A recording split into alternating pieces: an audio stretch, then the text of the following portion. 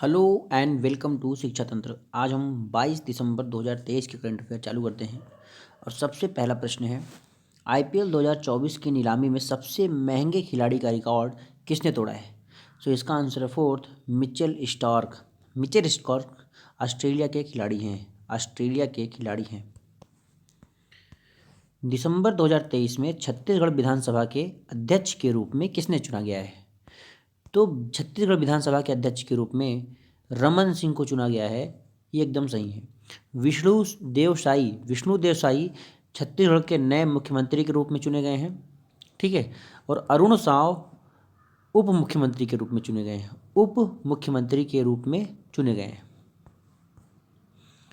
यहाँ पे आप देख सकते हैं, मिचेल स्टार्क के बाद डेरिल मिचेल को चेन्नई सुपर किंग ने खरीदा। मैं आपको एक बात और बता दूं कि जो मिचेल स्टार्क हैं इनको केकेआर कोलकाता नाइट राइडर्स ने खरीदा है और लगभग 24 करोड़ रुपए में जीता है। 24.75 करोड़ रुपए में इनको खरीदा है। दूसरे नंबर पे हैं डेरिल मिचेल, जिनको चेन्नई सुपर किंग ने 14 करोड़ में खरीदा है। हर्षल पटेल पंजाब किंग्स के 11.75 करोड़ में। ऐसे ही आप देख पाएंगे ये सारे खिलाड़ी इतने इतने करोड़ में बिके हैं। टॉप के 3 इंपॉर्टेंट हैं। पहले नंबर पर मिचेल स्टार्क, दूसरे नंबर पर डेरिंग मिचेल जो है ये न्यूजीलैंड के हैं, ये याद रखेंगे, न्यूजीलैंड। और तीसरे नंबर पे हैं हर्षल पटेल, जिनको 11.75 करोड़ में खरीदा गया है।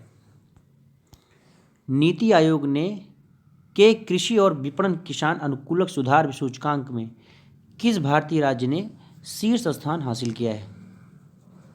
सो इसका सही आंसर है आंध्र प्रदेश। आंध्र प्रदेश इसका एकदम सही आंसर है।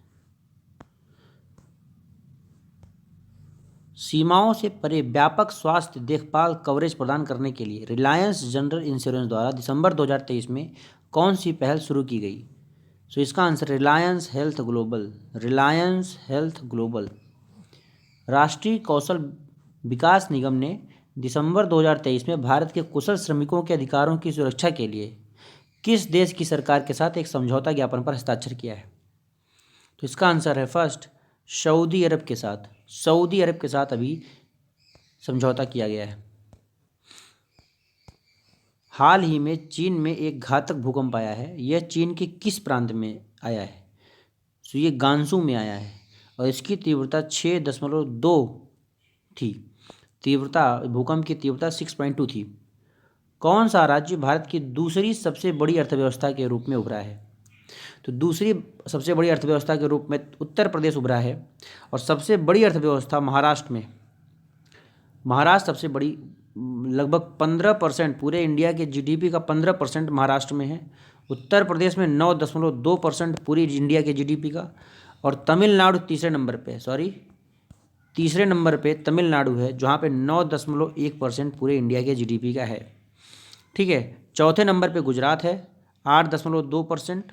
और उसके बाद है अपना वेस्ट बंगाल। तो ये टॉप 5 याद रखना है आपको। फिर से मैं बता दूं कि सबसे बड़ी अर्थव्यवस्था के रूप में Maharashtra number 1, Uttar Pradesh number 2, Tamil Nadu number 3, Gujarat number 4 और वेस्ट बंगाल नंबर 5 पे है। हाल ही में भारत में कोविड-19 के किस प्रकार का पता चला है जिसके कारण केंद्रीय स्वास्थ्य सचिव ने एक सलाह जारी की है? इसका आंसर है JN1 प्रकार का पता चला है। किस रिपोर्ट ने भारत में बाल विवाह के ठहराव पर प्रकाश डाला है? इसका आंसर है लैंसेट ग्लोबल हेल्थ जर्नल। देखिए यार, इस रिपोर्ट में बहुत सारी बातें दी गई थी, लेकिन मैं आपको कुछ बातें बता दूं। लैंसेट ग्लोबल हेल्थ, इसके हिसाब से अगर देखा जाए तो जो बाल विवाह है वो जो है वो हम देखें अगर 1993 में ये 49% था और 2018 में ये 22% हो गया है, मतलब घटा है। शिमारू एंटरटेनमेंट ने प्रोमैक्स ग्लोबल एक्सीलेंस अवार्ड 2023 में कितनी ट्रॉफियाँ जीती हैं? इसका आंसर है 13 ट्रॉफियाँ जीती।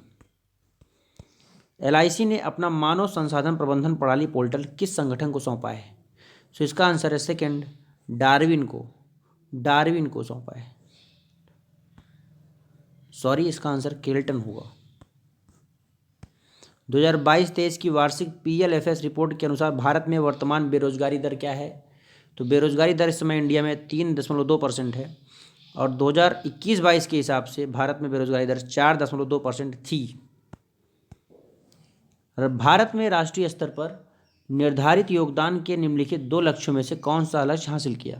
पहला है 2005 के स्तर से 2030 तक अपने सकल घरेलू उत्पाद की उत्सर्जन तीव्रता को 33 से 35% तक कम करना। दूसरा है 2030 तक गैर जीवाश्म ईंधन आधारित ऊर्जा संसाधनों से लगभग 40% संचयी विद्युत स्थापित क्षमता प्राप्त करना। तो इसका आंसर है दोनों, ये दोनों ही ऑप्शन सही है। काकरापार परमाणु ऊर्जा परियोजना इकाई 4 ने हाल ही में कौन सी महत्वपूर्ण उपलब्धि हासिल की? सो इसका आंसर है हासिल विखंडन श्रृंखला प्रतिक्रिया या महत्वपूर्णता मतलब क्रिटिकलिटी इन्होंने हासिल की है। 2023 में रिलायंस निप्पन लाइफ इंश्योरेंस ने कौन सा पुरस्कार जीता है?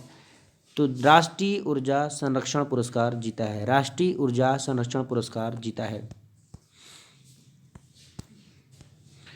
किफ़ायती शीतलन उपकरणों के उत्पादन को बढ़ाकर गर्मी के तनाव को कम करना परामर्श कार्यशाला कहाँ आयोजित की गई थी? इसका आंसर है थर्ड, वाणिज्य भवन नई दिल्ली में। वाणिज्य भवन नई दिल्ली में। दिल्ली मेरठ RRTS कॉरिडोर के लिए भारत सरकार और ADB के बीच कितनी ऋण राशि पर हस्ताक्षर किया गया है? तो इसका आंसर है $250 मिलियन। $250 मिलियन। हम गोवा मुक्ति दिवस कब मनाते हैं?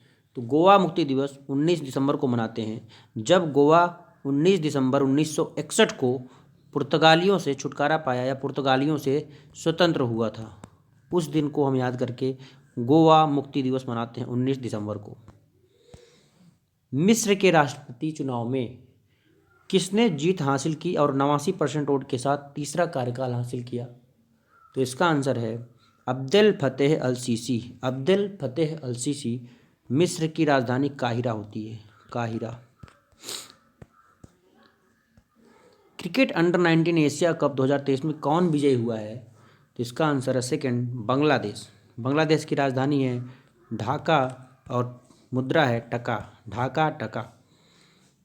तो ये थे आज के करंट अफेयर। यार आपको कैसे लगे? अगर अच्छा लगा हो तो प्लीज़ वीडियो को लाइक शेयर एंड सब्सक्राइब करें। Thank you.